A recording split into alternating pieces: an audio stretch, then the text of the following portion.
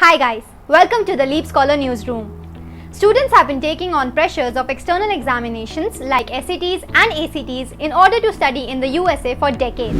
The University of California currently has 10 campuses. The University of California system will no longer require SAT and ACT scores for admission after reaching a settlement agreement with the students. The settlement announced signals the end of a legal debate over whether the University of California system should use the standardized tests, which students of color and those with disabilities have said put them at a disadvantage. Opponents of the tests called the settlement historic and said that it would broaden access to campuses for students across the state. However, the UC system said it would allow campuses to make the tests optional for freshman admissions for fall 2021 and 2022. Under the settlement, the university agreed not to consider test scores in admissions and in scholarship decisions for fall 2022. The University of California system received the largest number of undergraduate applications in its history for fall of 2021. California community college transfer applications also jumped by an impressive margin.